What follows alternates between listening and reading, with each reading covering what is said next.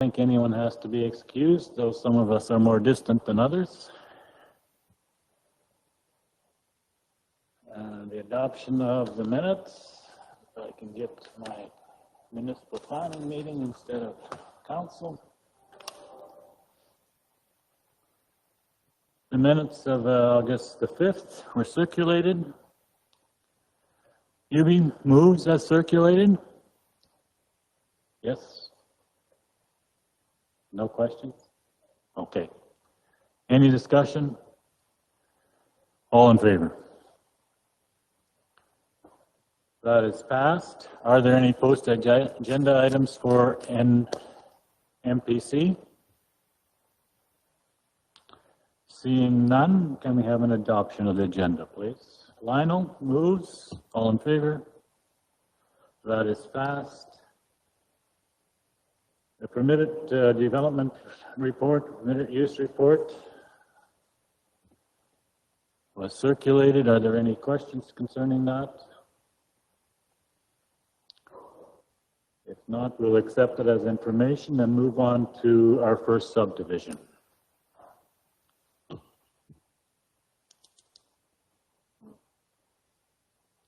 I don't know what to do here. I'll leave this on. Okay, sorry. Thank you, Mr. Chair. This is subdivision file number 2021-0-007. The parcel is located in Division 7, which is 4 kilometers northeast of the village of Rosemary.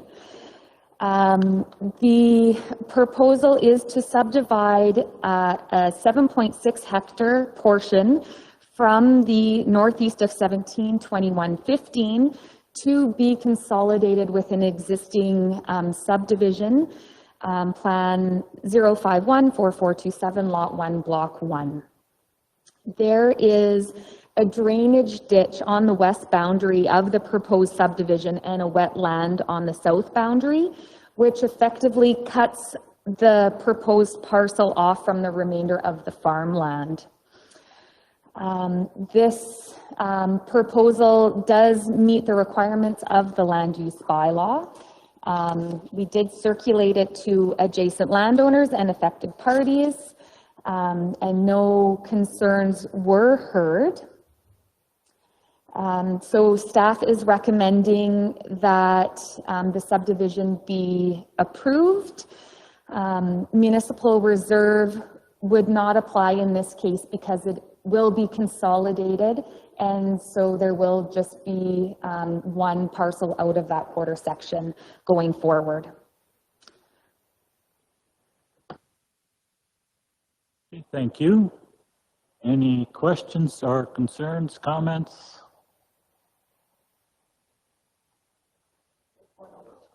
Oh, yeah, I guess. Yes, Kelly, thank you. I'm just testing you out, Sir Chair. Yes, it seems quite straightforward to me. I would make a motion to approve as stipulated. Thank you, Kelly. Any further discussion? All in favor? That is passed. Going on to our second one, please. Thank you.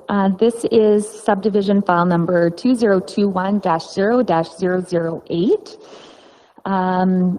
The subject parcel is located approximately 500 meters west of the city of Brooks, just north of Westland Acres. So it is within the intermunicipal development plan boundary with the city of Brooks, as well as the Castles Road area structure plan, and the lands are zoned acreage residential. The proposal is to subdivide a 1.0 acre parcel from Block B, Plan 781-1134, and it will be consolidated with an existing acreage residential parcel adjacent to it. The subdivision and consolidation will square off the existing parcel and allow for more developable area. municipal reserve will be applicable in for this subdivision, as it is not the first parcel out. So there are some options. Staff is recommending that the subdivision be approved with conditions, and that municipal reserve be taken as cash in lieu as per county policy. And the applicant is here if there is any questions. Yes, Brian. So I apologize ahead of time to our staff for not asking this and giving you a bit of a heads up to this question, but a number of years ago the area structure plan was deemed, as I recall, had to be reapplied because the conditions had changed so much. How does that work with a subdivision application like this or an adjustment? Like, where does it fit, and does it work, or does it have to first, do we need the area structure plan before we do this, or vice versa? That is a great question, because we have talked about this area structure plan quite a lot, because it is a bylaw that has been adopted, and development hasn't followed the area structure plan in the past.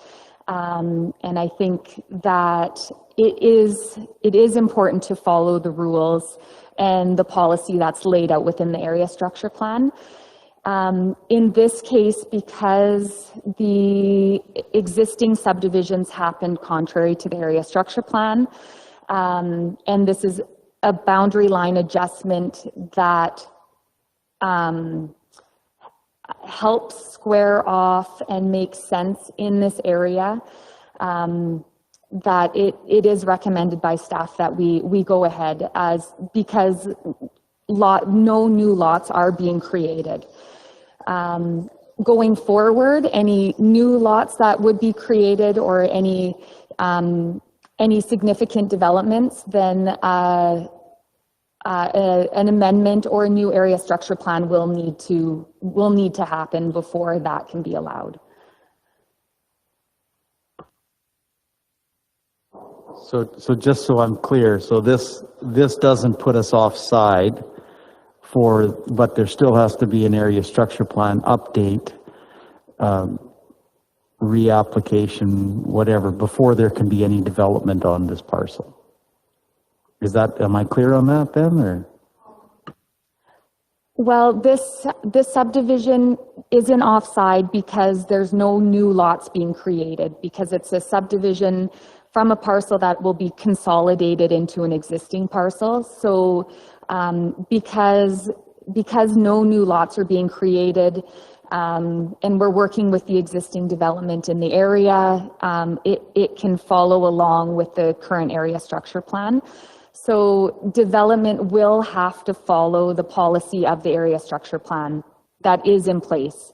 But this subdivision will allow for more development to happen, I guess, on this lot. The example being that the way the lot is right now, it has kind of a triangle parcel or portion of it. So the subdivision would square it off and allow the applicant to, or the owner of the parcel that this land is being consolidated on, will allow him to build a shop within the parameters of the area structure plan. So while the subdivision and those parcels that are already created did not follow the policy of the area structure plan, this doesn't change, it doesn't go against anything that has happened already, if that makes sense. Well, I guess my recollection is somewhat different than that, and it mostly was because of the way that the development had not occurred. The area structure plan was deemed as not going to, like it had to be reapplied for.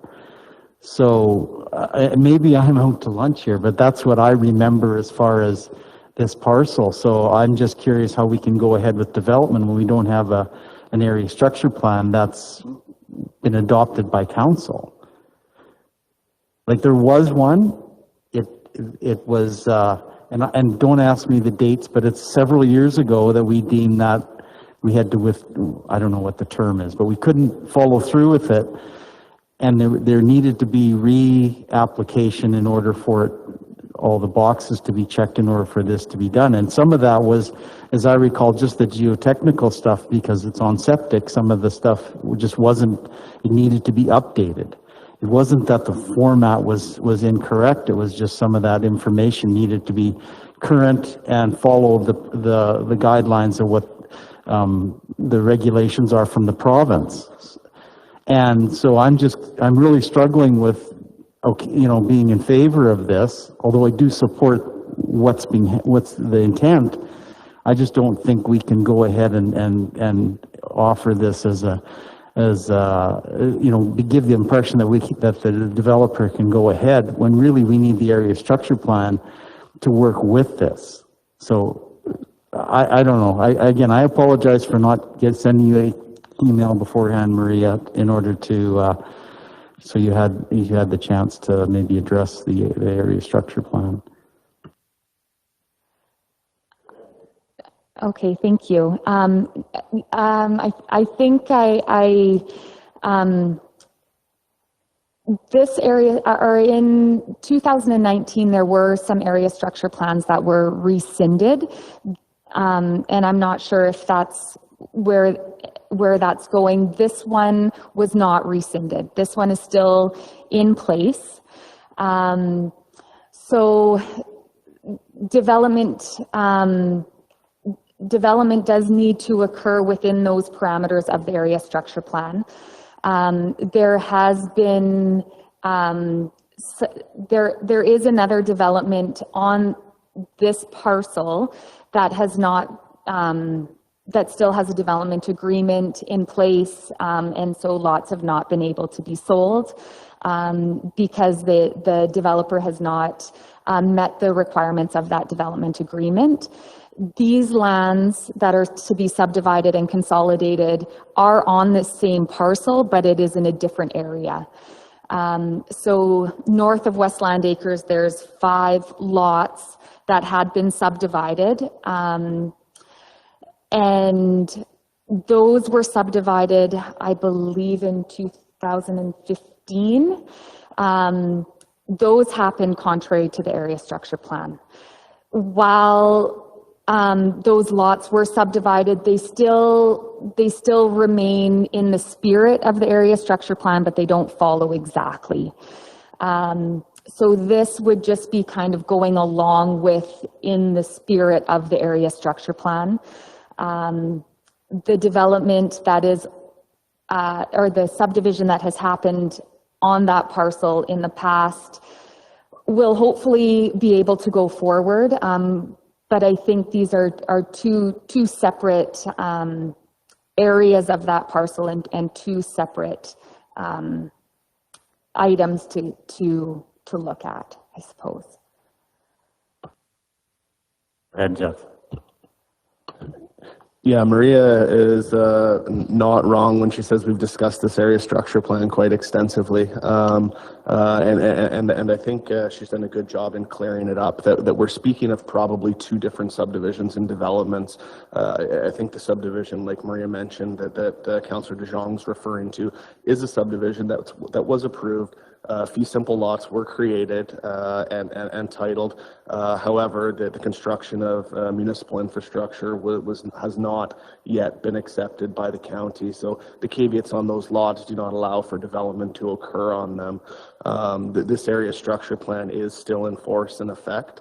And we've even gone as far to discuss it with our consulting planners at ISL, because we were originally under the opinion, anything to happen in this Castles Road area structure plan boundary probably should or could require an amendment, a new ASP, so on and so forth. And we've gone back and forth about talking about different options to fulfill that and how we go about it. It's a very interesting situation. At one time we talked about taking that on as a county project and going ahead and updating that area structure plan to meet today's needs. However, through discussions with our consultants, that didn't turn out to probably be the best idea. What we've decided was that you know, any new lots created or any new subdivisions that come in, we are going to require an amendment to that castle, or suggest an amendment to that Castles Road area structure plan, and we want to work with that future developer to see it done correctly and efficiently to satisfy the needs going forward. Like Maria mentioned, although those 5 lots north of Westland Acres were subdivided, I don't want to say contrary to the area structure plan, but definitely not exactly how the area structure plan had laid it out to be subdivided. It's the opinion of administration as well as our consultants that the method that subdivision took place in could still be considered to be in the spirit of the high-level policies contained in that area structure plan. And when discussing this specific application, we talked again with ISL that you know, squaring this off and increasing the size of this parcel is not out of bounds, because it is in line with the philosophy of the high-level policies in the area structure plan. However, the next time somebody comes in and tries to subdivide a new parcel out anywhere in the Castles Road area structure plan, that's going to automatically trigger a complete overhaul of that plan to bring it back to today's standards, if that makes sense. We didn't feel as staff that this small boundary line adjustment warranted that owner of that lot to dive fully into this area structure plan. We want to sit down. We're in the middle of a growth study with the City of Brooks right now that's hopefully going to help us better understand infrastructure capabilities, capacities, where they can reach, and so on and so forth. And we did think that, you know, having a lot of that information is going to go a long way to updating this area structure plan. So one of the reasons we didn't require or recommend it be required to be updated at this time. And long story short is, no, we're not out of bounds with this boundary line adjustment with respect to anything. Thanks, Jeff. Any further questions? Then I'll ask for a motion, please. Molly moves as recommended. Yes. Do we need to make a decision regarding municipal reserve or anything here? Go ahead. Staff is recommending that municipal reserve be taken as cash, and this has been discussed with the applicant as well. But there is the option to defer by caveat on the residual parcel, but we would not recommend that. All right, I will go with the staff recommendation then. Okay. Any further discussion? All in favor?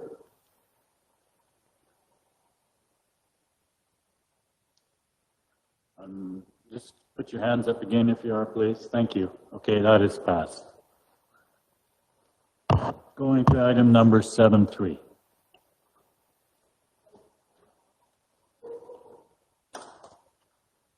Getting too excited. Thank you, Mr. Chair. This is the last subdivision for today. It's file number 2021-0-009. The lands are approximately 10 kilometers northwest of the City of Brooks in Division 5, just north of Castles. The proposal is to create one new parcel, approximately 6.03 acres in size, containing an existing residence from a previously unsubdivided quarter section of land. So this would be considered the first lot created of the quarter section. All of the developments within the proposed subdivision do meet the setbacks of the land use bylaw, with the exception of one small building that is too close to the property line, and the applicant has indicated that that will be moved.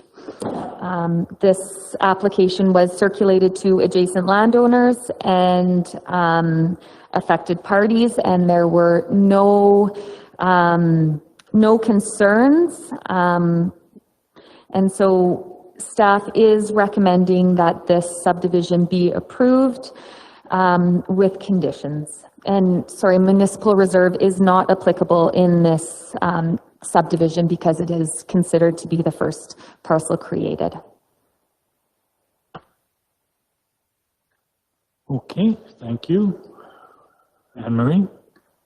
Pretty straightforward, so I'll make the motion to approve. Okay, I agree. Any questions? And I'll ask the question. All in favor? That is passed. Thank you. And we'll go on to development permits. Shanley? Good morning. Development permit 2021-074 is for the installation of an RTM dwelling to be used as a second dwelling on the site. The applicant is not requesting any variances to the setback. The applicant has submitted photos of the dwelling. This parcel had 2 dwellings previously, and the one dwelling was removed in 2018. The new dwelling proposed will use the existing septic field that's remaining.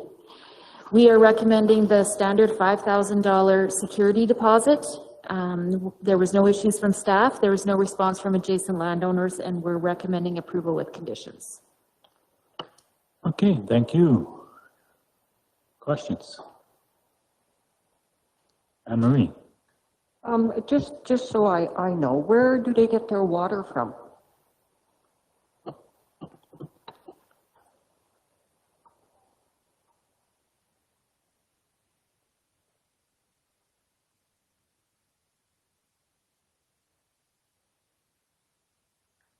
I actually don't know the answer to that.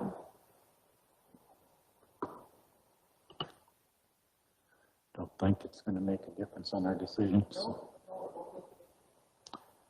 Yes, Brian? Motion to approve. Brian moves. Any further questions? All in favor? Okay, that is passed.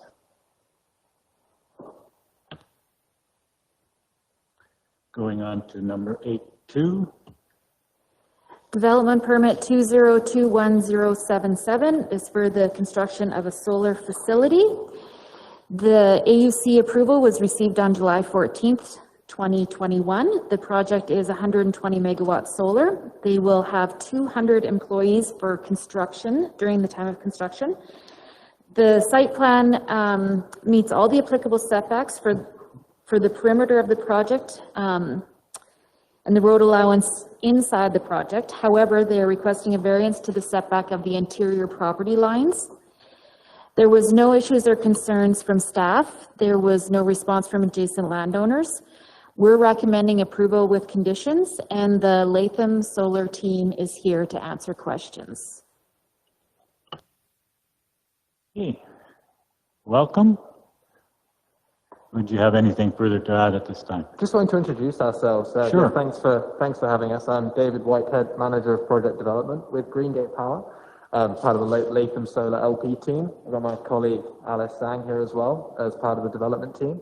And yeah, just happy to answer any questions anyone has. Thank you, and welcome again. Yes, Brian. So my question is regarding the traffic impacts that'll happen during the construction. You've got some numbers there, expected number of vehicles per day. What is the expectation what is the requirement for you, or what are your commitments to upgrading those access points in those roads as far as the county's concerned when it comes to the access that we have, range roads and townships that you're going to be using? Yeah, for sure. So we're planning to utilize the main highway, and then the plan is to upgrade, I just checked, Range Road 170 up to county specification as one of the main, thank you, as one of the main access points. So we'll work with the county here and bring that up to specification, and that'll be our main access point in. We're also looking at an alternative access point on the west side of the project as well, just to sort of avoid all of the traffic coming in off of one central exit off of the highway to avoid congestion in that area. And yeah, all of those roads will be built to the appropriate specification. Okay, thank you. Any other questions? Then I would ask for a motion. Oh, thanks. Sorry, Kelly, go ahead.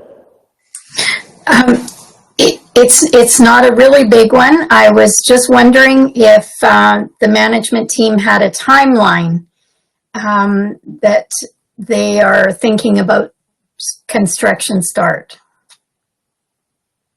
Yes, yeah, we do. So the current plan is construction start sort of April next year, with the construction completion in December. So about an 8-month build out. Yeah. Okay. Yes, Kelly. And a motion to approve for this application? As recommended with the conditions for development. Okay. Correct. Anything further? I will call the question. All in favor? And that again is passed unanimously. Thank you very much for your attendance and good luck on the project. So we've got a couple other businesses, a couple information items. The Telecommunications tower, I think one is north of Bazzano along the number 1 on the, not sure what side of the road it is, but it's just past the corner, speed corner north of Bazzano. And the other one is just close to the number 1 north of Tilly. If you hadn't looked it up. So that's interesting. No post-agenda items, nothing in camera. Yes. It's not really a post-agenda item, it's an important item. So I Okay. was just like to pass on compliments to our planning and development group here. I think everyone's here, perhaps Pam's listening too. Just that I was in the company of 2 different families, we'll say, in the GEM community that have been involved in working with our planning and development department recently, who had nothing but good things to say about when they phone in and talk to you folks, how pleasant you are, how helpful, and just how you try your best to get the job done for them. So thank you. It's everything we ever wanted out of the planning and development department. So keep up the great work. And I told them I was going to tell you that. So it's public knowledge. And it's great to hear. So thanks to everyone. Okay, anything for question period?